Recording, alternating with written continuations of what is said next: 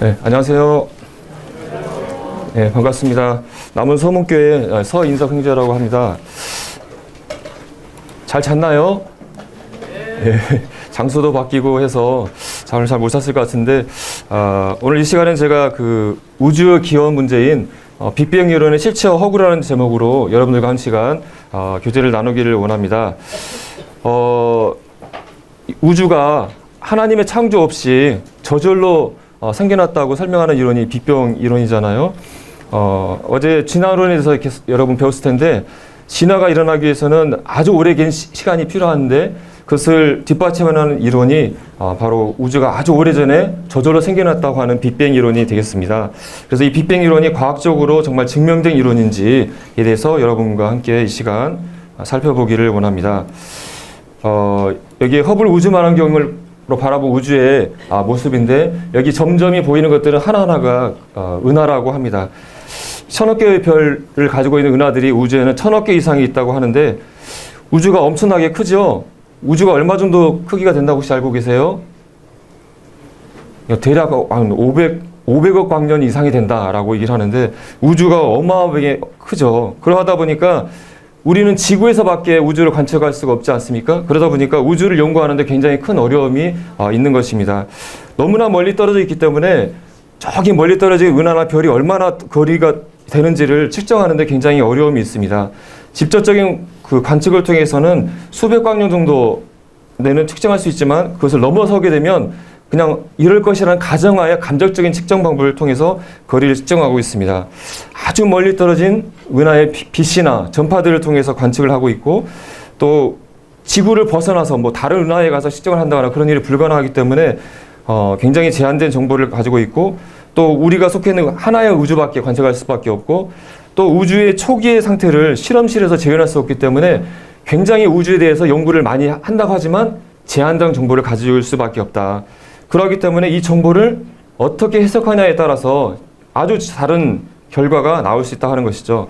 그래서 우주의 기원을 설명하는 두 가지 모델이 있는데, 여러분이 학교에서 배우는 진화론이 첫 번째 이론이겠죠. 그래서 우주가 137억 년 전에, 아주 오래전에 저절로 빅뱅이라는 사건에서 생겨났다는 것이 빅뱅 이론이고, 또 하나는 하나님의 말씀을 통해서 성경의 연대를 봤을 때 하나님께서 약 6천년 전에 우주와 지구 만물을 지으셨기 때문에 지구가 아주 짧은 기간에, 창조 6일 기간에 우주 만물이 짧게 하나님에서 창조됐다는 것이 성경에 이 말하고 있는 것입니다. 여러분이 학교에서 빅뱅 이론에서 배웠나요? 배운 적이 없나요? 예. 하여튼 학교에서 배우고, 또 그 여러 가지 과학과 관련된 다큐멘터리든 과학서적이든 모든 것이 우주에 대한 얘기를 할 때 시작하는 것이 우주가 빅뱅에서 시작됐다. 아주 오래전 137억 년 전에 우주가 시작됐다라고 배우고 있습니다. 예전에 나왔던 과학 교과서에 나온 내용인데, 우리 몸의 원소가 90%가 적성예성에서 왔다. 그래서 우리는 빅뱅의 결과물이고 초신성의 후예다라고 얘기를 하면서, 빅뱅은 확실히 일어난 사건으로 단정적으로 얘기하고, 과학적인 사실로 얘기하고 있고, 빅뱅을 통해서 너희들이 세상에 태어난 거라고 우리 교과서를 통해서 우리 학생들이 배우고 있습니다. 과연 이 빅뱅 이론이 정말 과학적인 입증된 이론인지 이 시간에 여러분과 살펴보는 시간이 되겠습니다. 빅뱅 이론이 무엇인가 간단히 먼저 살펴보게 되면, 과거의 우주가 아주 작은 점에 이 모든 에너지와 물질들이 가든 점 안에 같이 있었고, 그것이 폭발에 의해서 지금까지 평창되어지면서 지금 현재의 우주가 완성되었다라고 주장하는 것이 빅뱅 이론이 되겠습니다. 1927년 벨기에의 신부 르메트리, 또 46년에 물리학자 가모프 등이 주장을 하였고, 현재는 우주의 기원에 정립된 이론으로 모든 일반인들이 받아들이고 있는 이론인 것이죠. 이 우주가 한 점에서 폭발해서 지금까지 이렇게 팽창하고 있다는 이 빅뱅 이론이 어떻게 시작되는지 이 근거가 되는 이론을 먼저 살펴보게 되면, 여러분 혹시 에드윈 허블이라는 사람 얘기 들어봤어요? 예, 아주 유명한 천문학자잖아요. 이분이 당시에 가장 큰 윌슨산에 있는 천문대에서 만원경으로 별들을 관측했어요. 이 당시만 하더라도 우리 은하 외에 다른 은하가 있다는 걸 몰랐었는데, 이 허블이 관찰해 보니까 우리 은하 외에 외부 은하가 있다. 그래서 안드로메다 은하를 최초로 관측하였고, 이 안드로메다 말고도 수많은 다른 은하들이 있다는 사실을 발견한 사람이에요. 대단한 과학자죠. 근데 놀라운 사실을 발견했는데 우리 외부 은하들을 관측해봤는데 멀리 떨어져 있는 은하일수록 은하에서 오는 별빛을 스펙트럼으로 관측해 보니까 스펙트럼을 보게 되면 이렇게 선들이 나타나게 되는데 그 선들이 붉은 파장으로 이동하는 현상, 그래서 적색 편의 현상이라고 불리는데 그 별빛의 스펙트럼의 선들이 빨간 쪽으로 이동하는 적색 편의 현상이 일어난다는 현상을 관측하였고 멀리 떨어져 있는 은하일수록 붉은색으로 치우치는 것이 더 많다라는 사실을 발견하였습니다. 그래서 이것을 해석하기를 은하들이 우리 지구로부터 아주 빠른 속도로 멀어지고 있고 아주 빠른 속도로 멀어지다 보니까 우리 소리에서 도플러 현상이라는 걸 혹시 아세요? 몰라요? 그 소리가 앰뷸런스가 이렇게 내 쪽으로 오게 되면 삐뽀 삐뽀 삐뽀 하다가 멀어지면 삐뽀 삐뽀 하면 소리가 줄어드는 현상. 네, 하여튼 그런 거예요. 그래서 하여튼 빛도 너무나 은하가 빠르게 멀어지다 보니까 빛의 파장이 늘어나게 되면서 붉은색으로 그 선이 이동한다고 해석을 했습니다. 그래서 즉 은하들이 지구로부터 빠른 속도로 멀어지고 있다. 그리고 멀리 떨어지는 은하일수록 더 빠른 속도로 멀어지고 있다라고 생각을 했습니다. 그것을 식으로 나타내는 것이 허블 법칙이라고 하는 것입니다. 그래서 이 표에 보게 되면 오른쪽에서는 은하들이 지구로부터 떨어진 거리고 세로축은 은하가 멀어지는 속도를 나타내는 표입니다. 그런데 이것들이 일정하게 비례하고 이렇게 일정한 기울기를 가지는 표를 나타나게 되고 이 기울기에 해당하는 숫자가 허블 상수라고 하는 것입니다. 그래서 여기에 나와 있는 이 식이 그 유명한 허블 법칙이라고 하는 것입니다. 그래서 간단히 말해서 은하들이 지구로부터 멀리 떨어지면 떨어질수록 더 빠른 속도로 멀어지고 있다. 이것이 바로 허블 법칙이라고 하는 것입니다. 그런데 흥미로운 것은 여기에 나와 있는 이 허블 상수를 통해서 우주의 나이를 계산할 수 있다고 하는 것입니다. 이 허블 상수의 값은 326만 광년 떨어져 있는 은하는 현재 초속 71km 속도로 멀어지고 있다 하는 의미를 갖고 있거든요. 그래서 이 식을 통해서 허블 상수의 역수를 구하게 되면 우주의 나이를 계산할 수 있다고 하는 것입니다. 그래서 두 은하가 처음에는 한 점에 같이 있었는데 지금 시간이 흘러서 지금 326만 광년 떨어졌어요. 근데 이 떨어질 때 속도가 이 허블 상수에 나온 대로 초속 71km의 속도로 멀어졌어요. 그런다면 이 거리를 이 속도로 나누게 되면 뭐가 나올까요?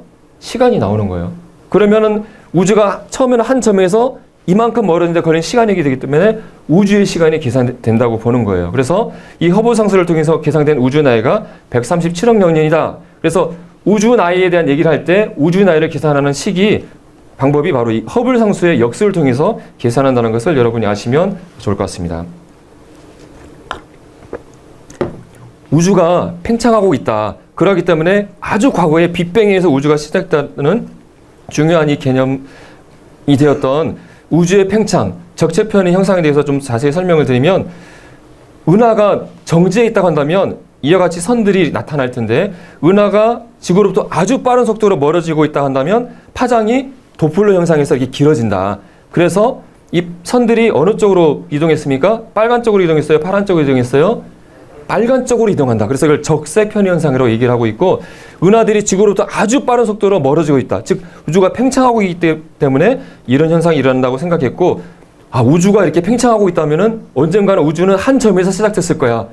그래서 빅뱅 이론이 생겨났다고 하는 것입니다. 그래서 우주가 막 이렇게 멀어지고 있다고 한다면 시간을 거꾸로 돌리면 어떻게 되겠어요? 언젠가는 한 점에 모여 있을 거라고 생각한 거죠. 그래서 이것이 빅뱅에서 우주가 시작됐다는 빅뱅 이론이 나왔다고 하는 것입니다. 그리고 이 별들이랑 은하들이 막 서로 멀어진 것이 아니라 빅뱅 과학자들이 얘기하기는 우주가 팽창할 때 이 공간 자체가 팽창하고 있다고 얘기를 했습니다. 그래서 은하들이 우주의 한 중심을 통해서 멀어지는 것이 아니라 공간이 늘어나기 때문에 은하들이 서로 모두가 모든 방향으로 멀어지고 있다고 이렇게 생각을 했습니다. 그래서 우주는 특별한 중심이 없이 모든 방향으로 균일하게 팽창하고 있다라고 우주의 팽창에서 이해를 하고 있습니다. 그래서 이것은 이 빅뱅 이론, 우주론의 가장 중요한 원리인데 이것을 우주론 원리 또는 우주 원리라고 얘기를 합니다. 이것은 아주 중요한 원리이기 때문에 기억하시면 좋을 것 같습니다. 그래서 빅뱅 이론을 얘기했던 가모프가 생각을 하기를 빅뱅 때 엄청난 뜨거운 에너지 밀도를 가진 점이 폭발을 해서 그때 아주 뜨거울 때는 입자들이 막 서로 충돌을 하다가 38만 년이 됐을 때 드디어 전자와 양성자가 결합해서 원자가 만들어지게 되면서 이때부터 광자, 빛이 이제 직진하게 되면서 우주에 이 빛이 퍼져나가게 되었다. 그때는 아주 뜨거운 빛이 이제는 차갑게 식어서 아주 작은 전파의 형태로 우주를 채우고 있을 것이라고 예측을 하였습니다. 그래서 이것이 관측되어지면 빅뱅 이론이 확인되는 것이라고 예상을 했는데 1964년 미국의 벨 연구소의 펜지하우스와 윌슨이라는 분들이 여기 나팔처럼 생긴 전파 만원경을 통해서 우주의 전파들을 관측을 해봤는데 어디서 온 줄을 모르는 이상한 잡음들이 계속해서 관측된 거예요. 아주 짧은 파장이고 아주 온도가 낮은 우주에서 오는 빛들이 있다는 것을 관측을 했습니다. 도대체 이게 무엇일까 고민을 하다가 이것이 바로 빅뱅 연구자들이 얘기했던 우주 배경 복사공이구나. 빅뱅의 잔재로 우주를 가득 채우고 있는 빛이구나 라고 결론을 내렸고 이 연구는 빅뱅이 정말 일어난 것이다 라고 하는 결정적인 증거로 받아들여서 이분들은 노벨상을 받게 되었다고 하는 것입니다. 또 세 번째 중요한 빅뱅의 증거로서 우주에 수소와 헬륨이 현재 3대1 질량비로 존재한다는 것이 중요한 증거로 받아들이고 있습니다. 빅뱅 연구자들이 얘기하기를 빅뱅이 일어나고 3분 이내에 입자들이 막 반응을 해서 양성자가 P라고 표시된 양성자가 8개, 중성자가 1개가 만들어졌고 또 양성자 2개와 중성자 2개가 반응을 해서 헬륨이 만들어져서 결과적으로 수소의 원자핵인 양성자가 14개, 그 다음에 헬륨의 핵이 하나가 만들어져서 질량비로 따졌을 때 3대1의 수소와 헬륨이 만들어졌다고 예측을 했는데 지금 우주를 봤더니 실제로 수소와 헬륨 질량비가 3대1이더라. 그러니까 빅뱅이 맞구나. 이런 식으로 받아들였다고 하는 것입니다. 이 중요한 세 개의 발견을 통해서 이 빅뱅이 정말 사실이다. 우주는 빅뱅에서 생겨났구나 라고 사람들에게 받아들이게 되었다고 하는 것입니다. 자, 그렇다고 한다면 정말 빅뱅 이론이 맞다고 한다면 그 후의 연구들을 통해서 빅뱅 이론이 맞다는 많은 증거들이 더 나왔겠죠. 그랬을까요? 근데 빅뱅 연구자들이 스스로 연구를 해보니까 이렇게 해서는 우주가 설명이 안 돼 라고 스스로 빅뱅 연구자의 스스로만한 문제점들을 살펴보겠습니다. 그것은 첫 번째는 지평선 문제라고 하는데 여러분 지평선이 뭔지 알죠? 저 땅 끝에 하늘과 땅이 맞은 것을 지평선이라고 하는데 우주의 지평선이라고 얘기하는 것이 있습니다. 그래서 뭘 의미할까요? 지구에서 봤을 때 지구에서 볼 수 있는 가장 끝 우주의 끝을 우주의 지평선이라고 보는 거예요. 근데 지구에서 보니까 우주 이쪽 끝과 저쪽 끝을 봤더니 너무나 비슷한 거예요. 온도도 비슷하고 밀도도 비슷하고 너무나 똑같아. 근데 우주가 빅뱅 이론에 의해서 팽창해서 일정하게 팽창했다 한다면 현재 이 우주가 엄청나게 큰데 우주의 이쪽 끝과 이쪽 끝은 너무나 먼 거리에 떨어져 있는데 빛의 속도로 이들이 정보를 교환한다 하더라도 너무나 멀기 때문에 이들은 온도라든가 물질 이런 것들을 교환할 수 없을 정도로 먼데 우주의 양 끝이 너무나 똑같다고 하는 것은 이 빅뱅 이론은 설명이 되지 않는다.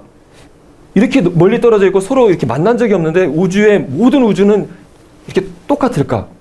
너무 이상하다. 그래서 이것을 지평선 문제라고 얘기를 하고 있습니다. 두 번째는 평탄선 문제라고 하는 것입니다.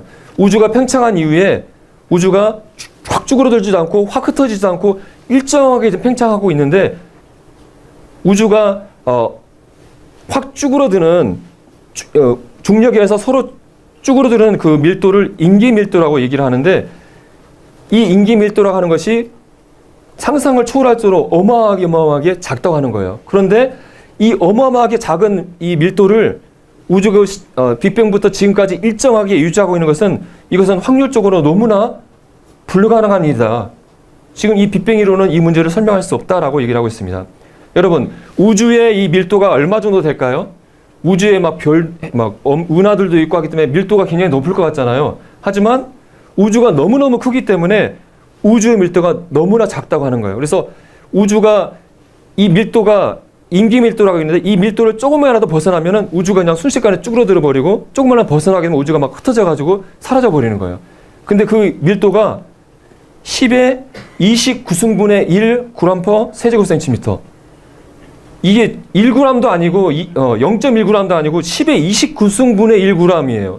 우리 상상이 안 되는데 이 밀도를 설명하기를 1제곱미터당 수소 원자가 5개 들어있는 밀도래요. 사람이 지구에서 만들 수 있는 최고의 진공보다도 더 진공에 완전 진공에 가까운 아무것도 없는 거에 해당하는 거예요. 그런데 이 어마어마한 희박한 밀도에서 10의 120분의 1만의 오차만 생겨도 우주가 순식간에 쭈그러들거나 사라져버리는 거예요. 이렇게 어마어마한 이 밀도가 우주의 탄생부터 지금까지 유지됐다는 것은 자기들이 생각해도 아무리 생각해도 이건 말도 안 돼.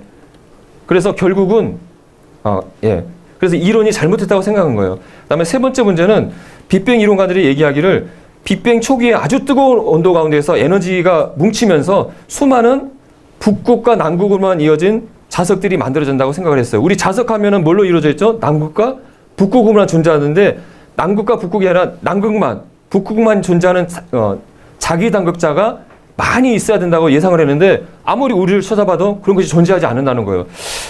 이 빅뱅 이론을 만들긴 했는데 뭔가 좀 설명이 잘 안 된다. 고민을 들어간 거예요. 그래가지고 이런 지평선 문제, 평탄선 문제로 봤을 때 빅뱅으로 해서 이게 우주가 일정한 속도로 팽창을 해서는 현재의 우주를 설명할 수 없다. 아무래도 이거 틀렸어. 이렇게는 안 돼. 뭔가 새로운 이론을 만들어야 되라고 고민하기 시작했다고 하는 거예요. 그래서 나온 개념이 극팽창 이론이라고 하는 것입니다. 극팽창이라는 것은 뭐예요? 공간이 엄청나게 빠르게 팽창했다. 그런 말이죠. 이 이론을 제시한 사람이 앨런 구스라는 MIT 공대 교수님이에요. 그분이 이 빅뱅 우주가 일정하게 팽창해서는 여기 그래프 보시면 일정하게 팽창한 예전의 최초의 빅뱅 이론이에요. 이렇게 해서는 이 우주의 이 문제들을 해결할 수 없어. 그럼 어떻게 해결하면 좋을까? 그래. 우주가 처음에 시작했을 때 아주 짧은 시간에 어마어마하게 우주가 갑자기 팽창했다고 하면은 이 문제가 다 해결될 것 같아.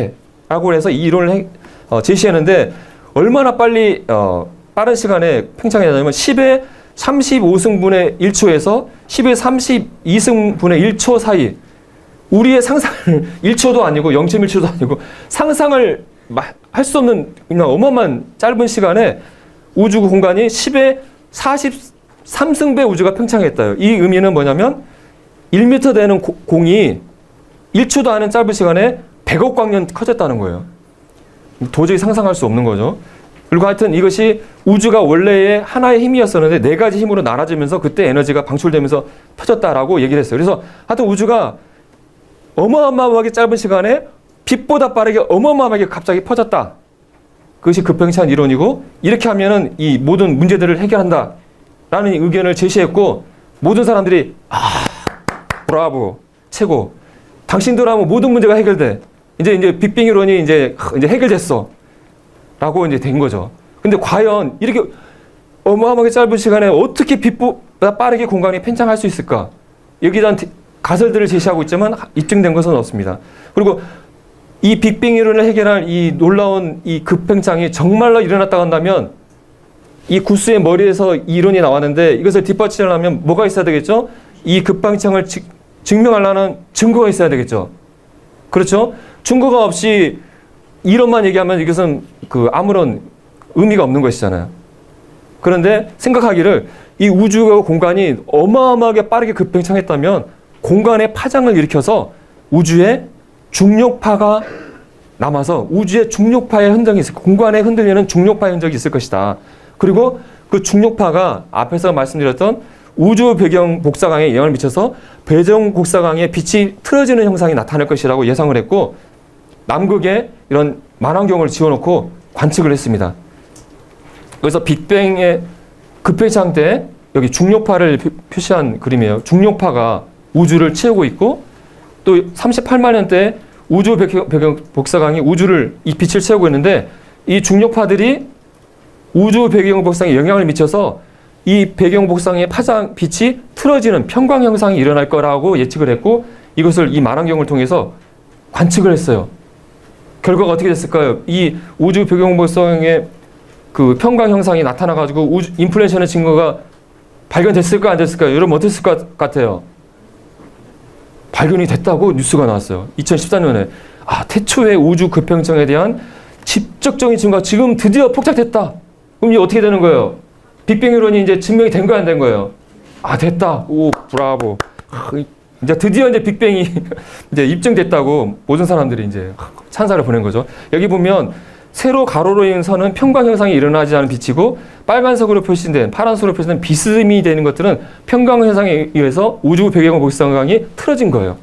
이 데이터를 하버드와 스미소니안 센터에서 발표를 했어요. 자, 이게 이제 받아들이게 되면은 이 사람들은 뭐 받을까요? 노벨상 받는 거죠. 근데 저 유럽 연구팀에서 잠깐 축배를 마시기는 아직 이르다. 당신들 연구 틀렸어.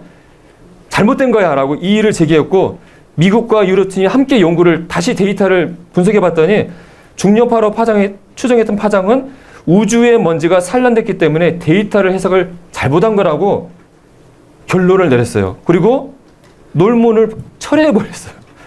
그렇다면은 이 빅뱅 이론이 잘못됐다는 것을 구원할 이 인플레이션의 증거가 있는 거예요, 없는 거예요? 사라져 버렸어요. 그렇다면은 이 빅뱅 이론을 구원한 인플레이션은 증명이 됐습니까, 안 됐습니까? 증거가 되지 않았고 빅뱅 이론은 아직까지 증명되지 않은 가운데 있다고 하는 것이죠. 자, 시간이 흐르면서 빅뱅 이론에 대한 연구들이 계속되면서 점점 어두운 소식들이 들려오게 됩니다. 자, 여기 보면 이 여자분은 베라 루비진이라는 여성 천문학자로서 은하의 별들의 회전에 대한 연구를 했어요.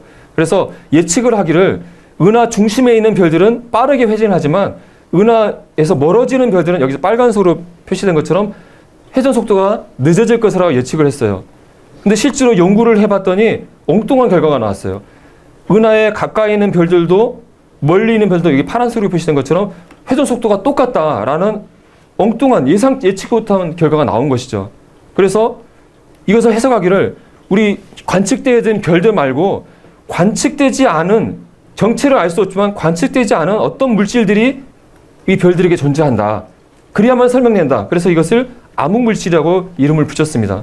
그래서 이 개념은 과학자들이 다 받아들여졌고 우주에는 눈에 보이는 별들, 은하들 말고 눈에 보이지 않지만 그것이 뭔지는 모르지만 뭔가가 있어야 돼.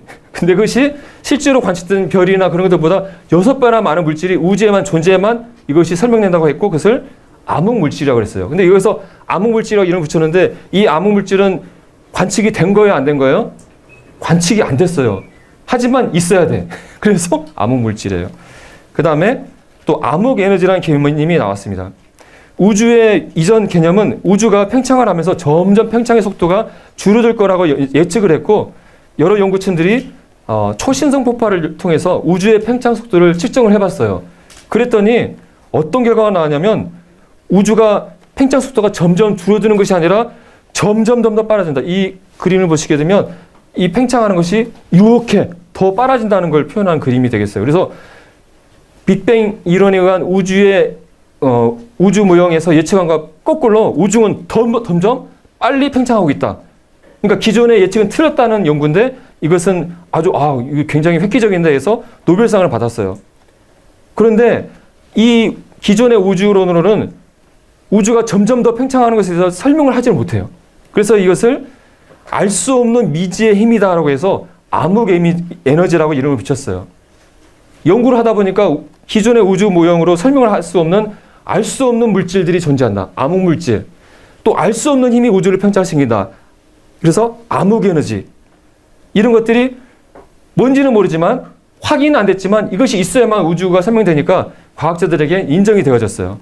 그래서 결론적으로 현재의 과학자들이 우주 연구자들이 밝혀낸 것은 현재의 우주 모형으로 설명할 수 있는 우주는 단지 몇 %라고 되어 있습니까?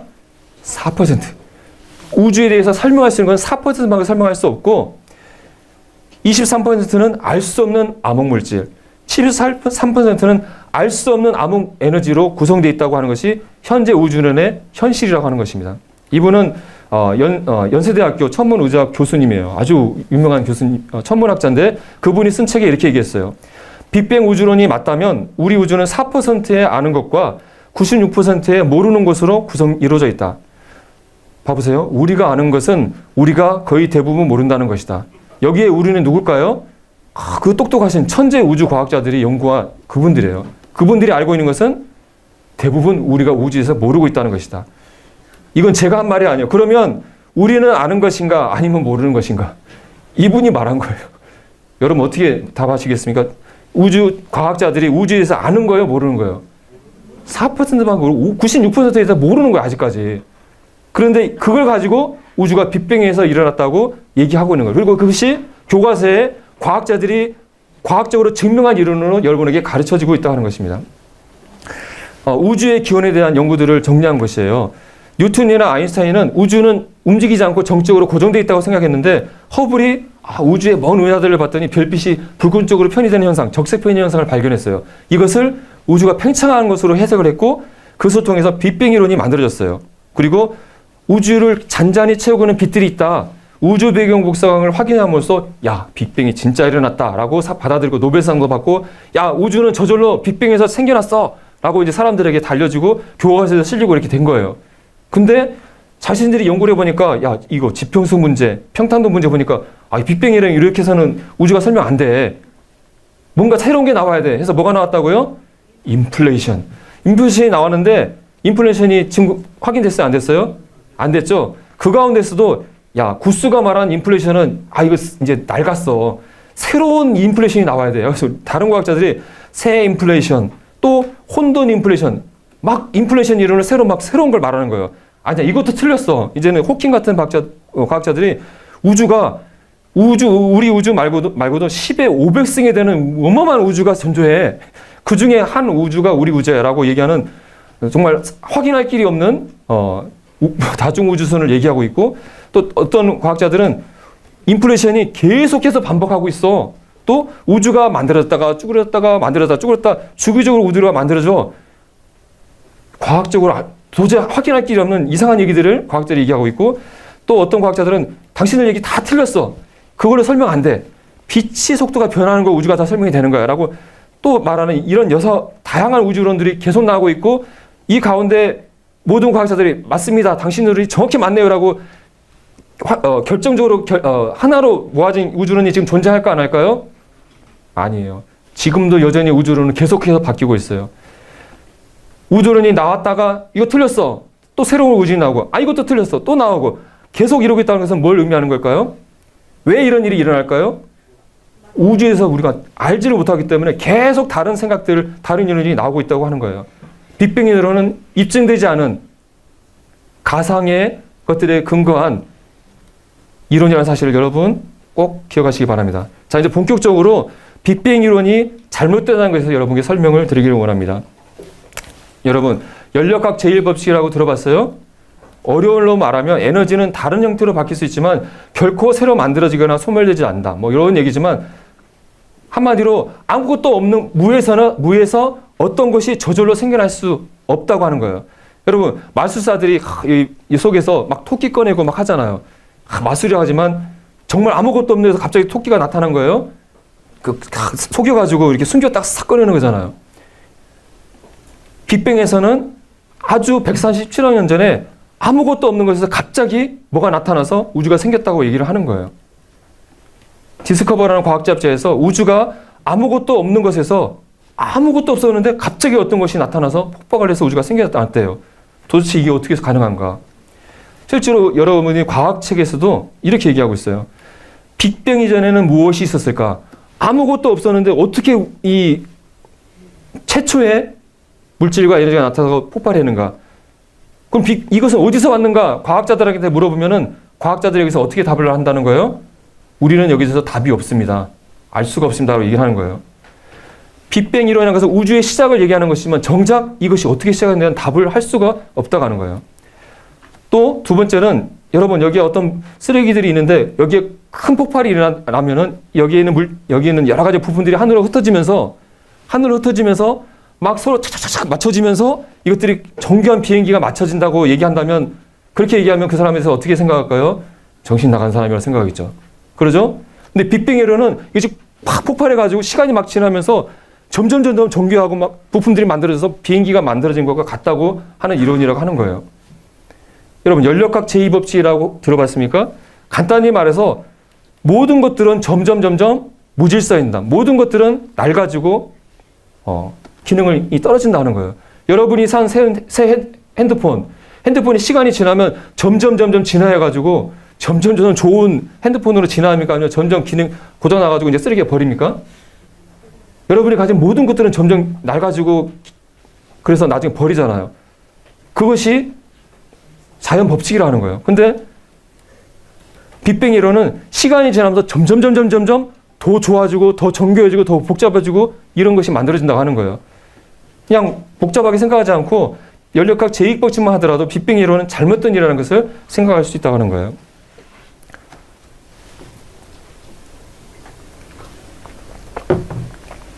다음에는 빅뱅 이론에서 예상하는 것들과 일치하지 않은 여러 증거들을 살펴보겠습니다. 빅뱅 이론에 의한 우주의 탄생과 은하의 형성 이론을 보게 되면 빅뱅 이후에 뭐가 만들어졌을까요?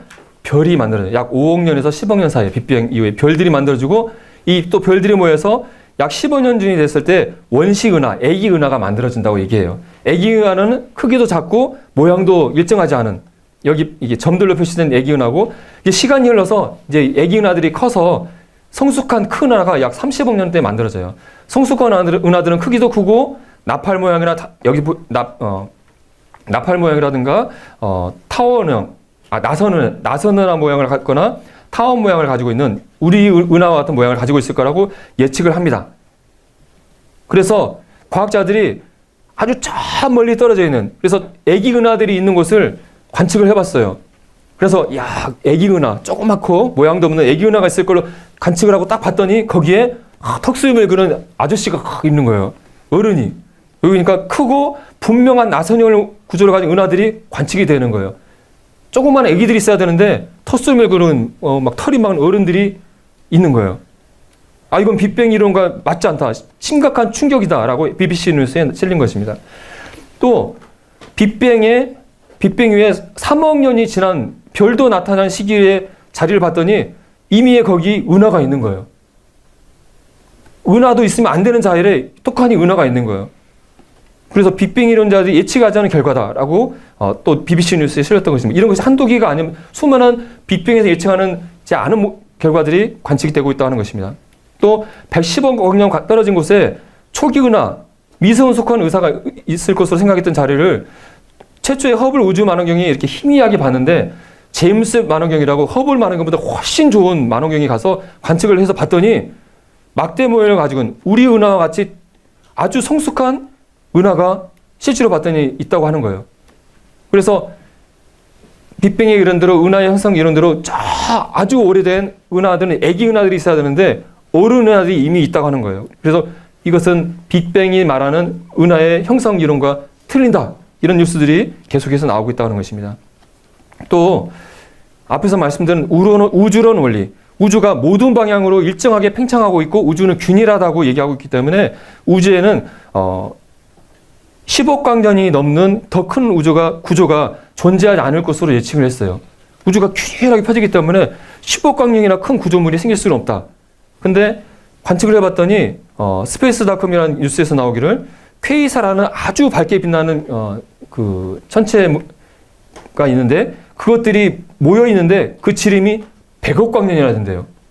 10억 광년 넘는 구조물이 있으면 안 되는데 100억 광년에 되는 구조물인 것은 야 이건 우주의 큰 수수께끼다라고 하는 기사가 실렸습니다. 또 하와이 연구팀에서 연구를 했는데 우주에 은하 만 개가 비어 있는 우주의 큰 구멍이 관찰되어지고 직경이 18억 광년이 된다. 여기 보게 되면 이 빨간 걸로 표시된 부위인데 우주가 균일하게 있고 은하들이 일정하게 있어야 되는데 은하 만 개가 비어 있는 큰 구멍이 관찰됐다. 이런 것들도 설명이 되지 않는다고 하는 것입니다. 또 빅뱅에 의하면 별들이 만들어질 때 아주 최초에는 수소와 헬륨, 리튬으로만 구성되어진 초기의 결이 만들어지고 이 별들이 폭발하면서 무거운 원소들이 만들어지면서 별들이 진화한다고 예견을 했고 이 최초의 별들이 지금도 많이 존재할 것으로 예측을 했습니다. 하는데 아무리 우주를 봐도 이 빅뱅 이론대로 가벼운 원소로만 만들어진 초기의 별들이 하나도 관측되지 않는다고 하는 것입니다. 이것들도 빅뱅 이론과 일치하지 않는다고 하는 것입니다.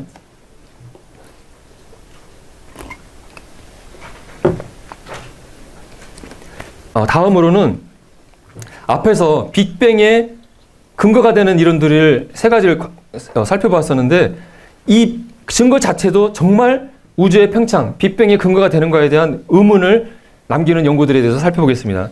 앞에서 우주가 팽창한다는 것을 그 허블이 뭘 관측했다고 했죠? 은하들이 뭐가 나타난다고요? 적색 편의 현상이 나타난다고 했죠. 그리고 이 적색 편의 현상을 어떻게 해석했다고요? 은하들이 지구로부터 아주 빠르게 후퇴하고 있다. 이게 우주의 팽창의 증거라고 얘기했고, 그래서 이 은하들의 적색 편의 현상, 그리고 적색 편의 값을 가지고 이제는 이 은하가 얼마나 지구로부터 멀어졌는지 거리의 지표로 현재 사용되고 있습니다. 그래서 적색 편의 값이 아주 크면은 지구로부터 훨씬 더 많이 떨어져 있고, 적으면 지구로부터 가까운 것이죠.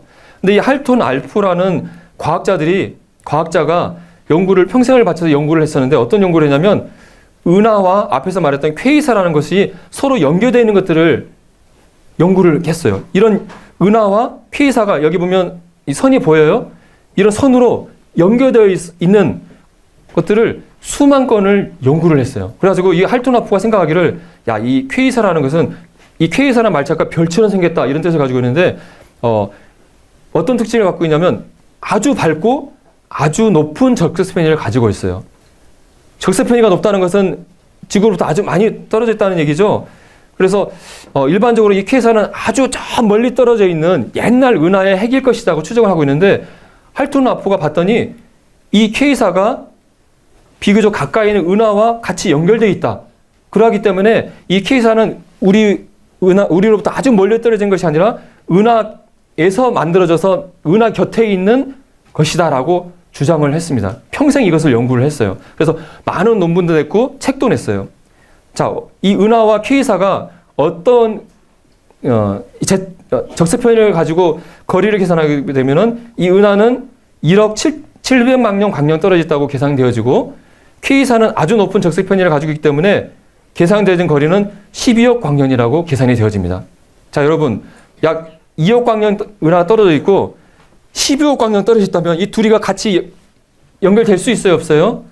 연결될 수가 없는 거잖아요. 근데 할톤 알프는 이 연결된 선을 보게 되면서, 아니야, 이 둘은 이 멀리 떨어진 게 아니라 같이 있는 거야 라고 주장을 했다고 하는 거예요. 그래서 다른 과학자들은 말도 안 돼, 당신의 이 관측은 그냥 이게 겹쳐 보이는 것처럼 보이는 거지 그거 잘못된 거라고 받아들이지 않았다고 하는 것입니다. 그런데 할톤 알프는 한두 개가 아니라 수많은 관측을 통해서 이 퀘이사 은하는 분명히 연결돼 있어, 죽을 때까지 이걸 주장을 했다고 하는 거예요. 만약에 이 퀘이사 은하가 연결된 것이 사실이라면은 어떤 문제가 될까요? 이 빅뱅 이론의 근거가 되어야 되는 것이 은하가 적색 편의 현상을 보인다. 이 적색 편의 현상이 일어나는 것은 은하가 빠르게 팽창하면서 후퇴하기 때문에 적색 편의 현상이 일어나는 것이고, 그것을 근거로 해서 적색 편의 값을 통해서 이 은하의 거리를 지금 추정하고 있는데, 적색 편의 값을 추정된 거리가 다른 퀘이사와 은하가 같은 거리에 있다고 한다면 이 예측이 틀렸다는 것을 얘기하는 거잖아요. 즉, 이 적색 편의 값은 우주가 팽창한다는 것이 아니라 그냥 이 퀘이사나 은하가 갖는 그냥 특별한 고유한 특정한 값일 가능성이 있게 되고, 그렇다 한다면 우주가 팽창하고 있다는 전제 자체가, 즉 우주가 팽창하고 있고 그로 인해서 빅뱅이 일어났다는 근본적인 이 빅뱅 이론이 틀렸다는 것을 의미하기 때문에 이 할톤 알프의 연구는 굉장히 충격적인, 빅뱅 이론자를 봤을 때 받아들일 수 없는 이론이라고 하는 것입니다. 이 할톤 알프의 연구가 정말 맞는지 틀린지를 알려면 가장 좋은 건 어떤 것일까요? 줄자를 가지고 지구부터 퀘이사까지 잘 재고 은하까지 재가지고 진짜 거리를 알면은 누가 많은지 알 수 있지만, 앞에서 제가 설명드렸지만 우주를 연구하는데 문제가 되는 게 뭐라 그랬어요? 우주가 너무 크기 때문에 거리를 제대로 측정할 수 없어요. 그래서 지금 이 퀘이사가 12억 광년 멀어졌고 은하가 1억 700만 광년 떨어졌다고 얘기하는 것은 무엇을 통해서 과학자들이 얘기하는 거예요? 적색 편의값을 가지고 추정하는 거예요. 이것은 가정에 의한 추정이기 때문에 정말 이것이 어떤 것이 많은지 현재로서는 알 수가 없다고 하는 거죠. 어쨌든 간에 이와 같이 적색 편의로 인해서 우주가 팽창했다는 빅뱅 이론이 만들어졌는데, 이것 자체가 애초에 틀렸다고 생각하는 할톤 알프의 연구가 있다는 것을 여러분에게 소개를 드립니다. 그 다음은 미국의 아리조나 대학의 교수였던 티프트와 칵이 이 은하들의 적색 편의 값을 연구를 하고 분석을 해봤어요. 자, 우주론 원리가 뭐라 그랬죠? 우주는 중심도 없이 일정하게 균일하게 팽창하고 있다. 그렇다 한다면 은하의 적색 편입값을 이렇게 은하의 거리들을 측정해 보면 어떻게 결과가 나올까요? 은하들이 지구 주변에 막 불규칙하게 막 흩어져 있어야 되겠죠. 맞습니까? 그런데 이분들이 은하들의 적색 편입값을 연구를 해봤더니 이상하다. 은하들이 지구를 중심으로 특정한 거리로 일정하게 떨어져 있다고 하는 거예요. 즉 지구를 중심으로 은하들이 양파껍질처럼 둥글게 모여 있다고 하는 결과를 발표를 했습니다. 즉 지구가 우주의 중심에 있다고 이렇게 얘기를 한 거예요. 그리고 2000년부터 그 SDSS라는 뉴멕시코에 있는 그 특별한 만원경인데 은하들의 적색 편의를 연구하는 특별한 만원경을 설치해 가지고 은하들의 적색 편의 값을 연구를 했어요. 그리고 이것을 모아서 지도를 만들었어요. 그래서 이것은 사이트에 들어가면 볼 수가 있는데 100만 개 이상의 은하들을 적색 편의를 가지고 지구 주변의 은하들의 모습을 이렇게 지도로 만들어냈어요. 그렇게 봤더니 지구 주변의 은하들이 마치 이렇게 양파껍질처럼 일정감을 두르고 둥글게 모여 있고 실제로 정말 우주의 중심에 지구가 있는 것처럼 보이는 이런 지도가 나왔다고 하는 것입니다. 이 빅뱅 이론의 근거가 되는 은하의 적색 편입값을 연구를 해봤더니 이 중심도 없이 은하들이 막 우주에 흩어져 있어야 되는데 우리 은하가 우주의 중심에 떡하니 있고 주변에 둥글게 은하들이 모여있는 모습이 관찰된다고 하는 것입니다. 이것은 전혀 빅뱅 이론의 예측과 일치하지 않은 적색 편입값이라고 하는 것이죠. 다음에는 우주 배경 복상에 관한 연구입니다. 각국에서 인공위성을 띄워가지고 우주 배경 복상에 대한 자세한 연구를 했습니다. 우주국에서 2009년에 플랑크 위성을 띄워서 아주 미세한 그 감지기를 가지고 우주 전체의 온도들을 측정을 해봤어요. 그래가지고 이런 결과가 나왔어요. 그런데 앞에서도 얘기했지만 우주론 원리에 의하면 우주는 어쩌다고요? 아주 균일하게 분포되어 있어야 돼요. 근데 막상 우주 온도를 측정해봤더니 자, 여러분 봤을 때 어떻습니까? 위쪽은 어떤 색이 많아요? 파란색이 많고 밑에는 빨간색이 많죠. 즉 우주가 북반구와 남반구로 남았을 때 큰 온도차가 관찰되어지고 또 앞에서 설명했던 여기에 나오는 온도가 아주 낮은 은하들이 텅 비어있는 그런 구멍들이 막 관측이 되는 거예요. 이상하다. 빅뱅과 인플루엔서에 의해서 우주 은하들이 막 일정하게 펴져 있어야 되는데 온도들을 측정해봤더니 우주는 너무나 비대칭을 가지고 있다. 그래서 이분들이 이 연구 툴을 통해서 설명하는 영상을 만들어냈는데 그 제목이 뭐냐면 새로운 이 인공위성 플랭크의 우주 배경 복사관 데이터는 빅뱅 이론의 모수점을 얘기하고 있다. 이 일을 제기하고 있다고 얘기를 하고 있는 것입니다. 그래서 이 과학자가 얘기하기를 이 우주에 이런 여러 가지 비대칭이 있다고 하는 것은 빅뱅 이론이 말하는 것과 굉장히 모순이 된다. 이것을 무시할 수 없다. 그래서 빅뱅 이론에 대해서 근본적으로 다시 한번 생각해 봐야 된다. 즉 빅뱅 이론으로서 이게 설명이 안 된다. 문제가 있다라고 얘기를 하는 것입니다. 이분은 제이슨 리슬리라는 천문학자인데 성경을 믿는 창조과학자입니다. 이분은 천문학을 대학교에서 연구한 박사를 학위를 받은 분입니다. 이 빅뱅에서 잘 알고 있는 분이죠. 그분이 얘기하기를 빅뱅은 실험실에서 실험할 수 있거나 반복적으로 재현할 수 있는 과학의 영역이 아니다. 관찰이나 실험에 의해서 확증될 수 있는 명확한 예측을 하지 못하고 있다. 사실 빅뱅은 실제적으로 작동되는 많은 과학의 원리들과 맞지도 않는다. 그래서 빅뱅을 믿을 만한 어떠한 합리적인 이유가 없다. 천문학을 박사학위를 받은 이분이 결론을 내리고 있어요. 그럼 여러분 들을 때 이분 성경 믿는 사람이니까 이분만 그런 거겠죠. 다른 사람들은 다 빅뱅 믿잖아요. 말도 안 돼. 이렇게 얘기할 수 있겠죠. 그런데 이분 외에도 많은 성경을 믿지 않는 과학자들도 빅뱅 이론 아무리 생각해도 문제 있어 라고 생각해서 2004년도에 과학 잡지에 빅뱅 이론 나 이거 반대라고 공개적으로 서한을 냈다고 하는 것입니다. 그래서 오늘날의 빅뱅 이론은 우리가 전혀 관측한 적이 없는 것들, 앞에서 말씀드렸던 급병창, 암흑물질, 암흑에너지 이런 실제로 확인되지 않은 가상의 존재들에 의존하고 있다. 그래서 이런 가상의 물질들이 존재하지 않는다면 천문학들의 관측과 빅뱅 이론 예상은 큰 모순이 생긴다. 그렇기 때문에 이런 빅뱅 이론처럼 이론과 관찰 사이를 간격을 메우기 위해서 계속 새로운 가상의 물질들이 받아들인 것은 이런 그 이론은 없다. 딱 그렇기 때문에 빅뱅 이론은 잘못됐다고 생각한다고 이 500명이 넘는 과학자들이 자신의 이름을 걸고 서명을 했다고 하는 것입니다. 다음으로 생각해 볼 것은 성경적으로 우리가 우주를 봤을 때 우주의 나이는 약 6천년 정도로 아주 땄다고 생각이 되어지지만 수십억 광년 떨어진 은하의 별빛을 우리가 관측하고 있다는 것은 별빛이 수십억 년을 거쳐서 지구에 도달했다고 한다면 당연히 우주의 나이가 뒷병에 이런 대로 수십억 년 돼야만 되지 않겠느냐라는 반론에 이 성경대로 믿는 창조과학에서 이 별빛과 오래된 우주의 시간 문제는 상당히 답을 하기가 어려운 난제에 해당됩니다. 여기에 대해서 잠깐 생각해 보기를 원합니다. 여러분 창세기를 보게 되면 아담이 수정란으로 태어났나요? 어린아이로 태어났나요? 아담의 나이가 얼마나 됐을까요? 아담과 하와가 부부의 관계로 태어나는 걸 봤을 때 분명히 아담은 성숙한 성인으로, 하와도 성숙한 성인으로 태어났을 것입니다. 또 식물들, 열매들, 그것들도 이미 열매를 달고 있는 상태로 되어 있겠죠. 하나님께서 씨앗의 형태로 했다면 아담과 하와가 딱 창조돼서 봤는데 아무것도 없어. 씨앗이요. 이거 열매가 며칠까지 몇 년 기다려야 돼. 굶어 죽겠죠. 하나님께서는 이미 성숙한 아담과 하와와 이미 열매를 가지고 있는 성숙한 열매의 나무들을 만들었겠죠. 근데 과연 이것을 현재의 우리 과학 법칙으로 설명이 될까 안 될까요?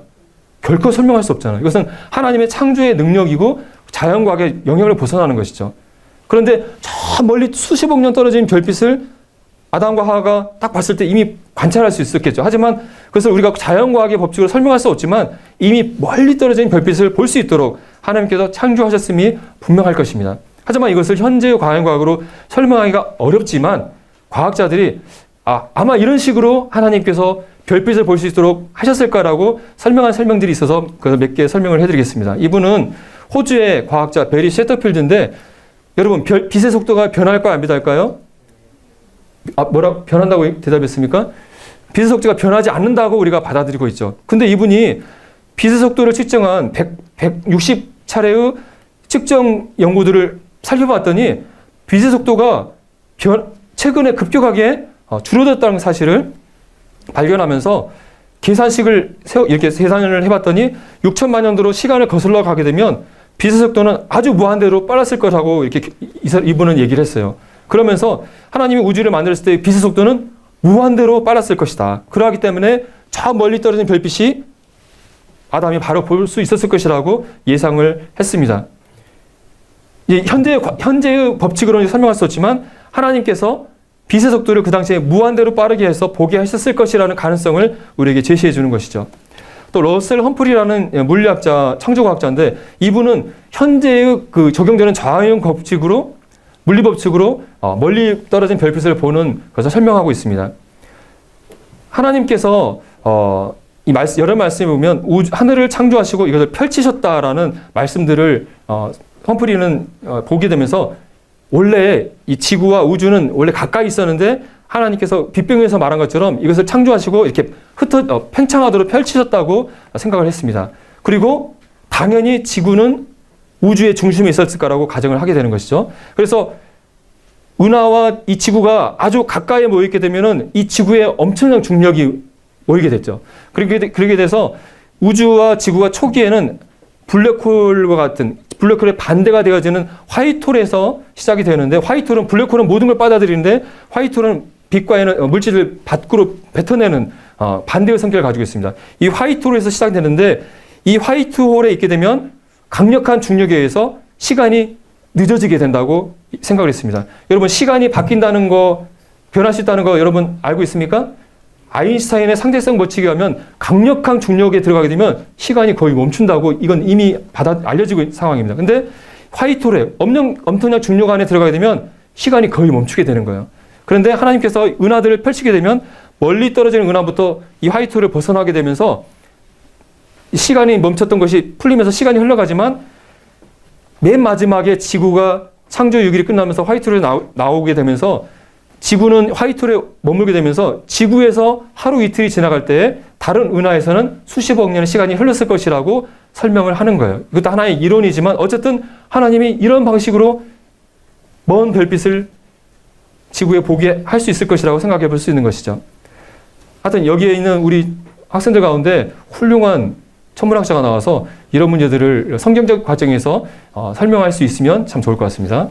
자, 이 시간 여러분들에게 빅뱅 이론에 대해서 설명해 봤습니다. 자, 빅뱅 이론은 관측과 실험으로 확인이 됐다고 그랬습니까? 아니죠. 또 빅뱅의 증거들이 빅뱅에 오히려 반대되는 해석이 가능한 것을 살펴봤습니다. 또 중요한 인플레이션 증거가 확인이 됐습니까? 안 됐습니까? 확인되지 않았어요. 또 암흑물질, 암흑 에너지가 있어야 된다고 했는데 이것은 증명이 됐습니까? 이것도 증명이 안 됐어요. 또 빅뱅 이론이 맞다고 한다면 하나의 입증된 이론이 나와야 되는데 계속 이론이 바뀌고 있다는 것은 이론이 불확실하다는 거죠. 그죠? 즉 빅뱅 이론을 증거하는 모든 것들이 불확실하다.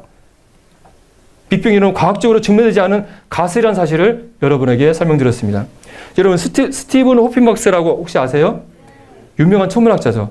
그분이 이제 돌아가셨는데 2010년도에 위대한 설계라는 책을 쓰면서 얘기하기를 우주가 하나님 없이 저절로 생겨났다라고 주장했습니다. 그러면서 말하기를 물리법칙, 중력과 같은 물리법칙이 있기 때문에 우주는 무에서 저절로 생겨날 수 있다고 주장을 했습니다. 여러분, 이 우주가 물리법칙 같은 자연법칙이 있으면 창조주가 없이 저절로 생겨날 수 있다고 호킹가 박사가 얘기했어요. 와, 천재 박사가 얘기했으니까 그런가 보지. 아무것도 없는 무에서 뭐가 생겨날 수 있는 거지. 앞에서 에너지, 연력학 제1법칙에서 무에서 유가 생겨날 수 없다고 했잖아요. 근데 호킹 박사는 아무것도 없는 것에서 뭔가 생겨날 수 있는데 어떻게 설명했어요? 물리법칙만 있으면 아무것도 없는 것에서 뭐가 생겨난대요. 여기에 대해서 존 레노스라는 옥스퍼드 수학과 교수님이시고 기독교 병정가인 이분이 쓴 책자에서 이렇게 설명을 했습니다. 여러분, 비행기가 뭘 달고 날아가죠? 제트 엔진을 달고 날아가잖아요. 자, 제트 엔진이 어떻게 생겨나신지 아십니까? 이 제트 엔진이 어떻게 생겨나면요, 제트 엔진이라는 원리가 있어가지고 저절로 생겨났어요. 만든 사람이 없이 저절로 생겨났다니까요. 여러분, 이렇게 제가 얘기하면 여기 정말 훌륭한, 맞습니다. 고개를 흔들겠습니까? 아니면 저 선생님이 약간 이렇게 됐어 라고 생각하시겠습니까? 이 제트 엔진은 영국의 발명가인 프랭크 휘틀이 제트 엔진의 원리를 가지고 만든 거예요. 아무리 물리법칙이 있다 하더라도 그것이 저절로 만들어질 수 있는 것이 아니라 그것을 만든 사람이 있어야만 만들어지는 거잖아요.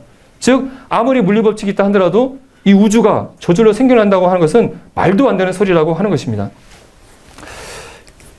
여러분, 우주가 아무도 저절로 생겨날 수 없다는 것을 생각해 봤는데 그러면 이 우주는 어떻게 생겨났을까요? 누가 만드셨을까요? 우리 말씀을 통해서 너희는 눈을 들어 누가 이 모든 것을 창조하였나 보라. 누가 창조하셨나요? 네, 우리 성경을 말씀을 통해서 이 우주 만물을 창조하신 분이 바로 창조주 하나님이라는 사실을 우리는 발견할 수 있을 것입니다. 그리고 다음 시간에 우주의 미세 조정을 통해서 하나님께서 우주를 어떻게 창조하셨는지 설계적인 증거를 또한 살펴보게 되면서 하나님이 우주를 만물을 어떻게 창조하셨는지 더욱더 확실히 알게 되길 바라면서 제 시간을 마치겠습니다. 감사합니다.